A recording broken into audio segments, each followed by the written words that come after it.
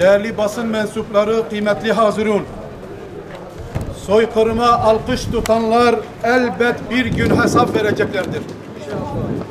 Gazze'deki soykırım insanlık tarihine kara bir leke olarak kazanırken ABD İsrail Başbakanı soykırımcı, savaş suçlusu Netanyahu'yu ülkesine davet etmiş, ABD parlamentosunda konuşma imkanı sunmuştur.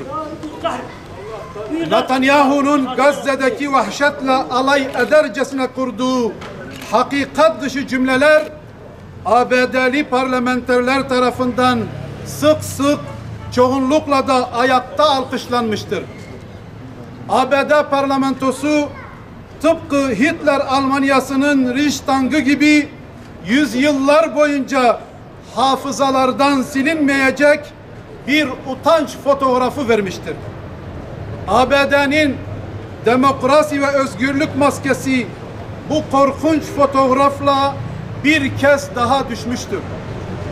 Parlamentodaki alkışlar hiç şüphe yok ki Batı'nın soykırımcı karakterine bir yüceltme olduğu kadar batılı değerlerine de cenaze törenidir.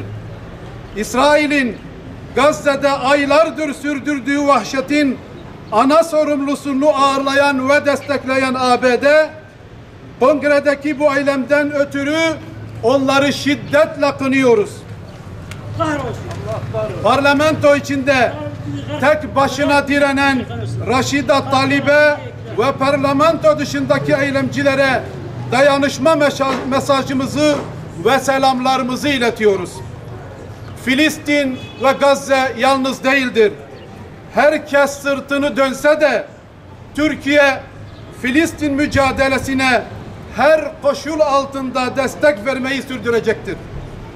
Milli irade platformu olarak zulmü alkışlayanlara karşı mazlumu savunmayı sürdüreceğiz. Filistin ve Gazze'nin asıl direnişini de bir kez daha hürmetle selamlıyoruz. Allah'ın yardımı yakındır. Nice zayıf topluluklar güçlü topluluklara galip gelmiştir ve şüphesiz hakikat er ya da geç zafer kazanacaktır. İlahi ya Rabbel Alemin, şu an Cuma'nın şu mübarek saatinde ellerimizi sana açtık, yüce divanına durduk, lütfuna yöneldik. Ya Rabbi bizi yüksek huzurundan boş çevirme. Ya Rabbi yeryüzünde insanlara zulmedenlere, onlara acımasızca davranan hainlere fırsat verme Allah'ım. İlahi ya Rabbi, gönül coğrafyamızda, kalbimizde, yüreğimizde derin bir yara olan Filistin ve Gazze'deki kardeşlerimize yapılan zulme karşı senden imdad ediyoruz.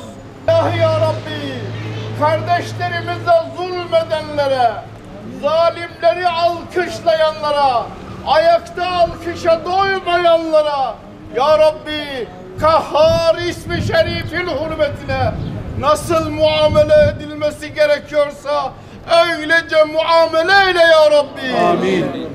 Güçlü olduğunu zanneden devletlere, insanlara, hainlere, zalimlere ya Rabbi perişan eyle. Amin. Ya Rabbi yerin ve göğün felaketlerini üzerlerine indir Allah'ım. Amin. Yerin dibine batır Allah'ım. Amin. İlahi ya Rabbi artık mazlumların, masumların, yetimlerin feryadı arşa ulaştı. Allah'ım dualarımızı kabul eyle. Amin.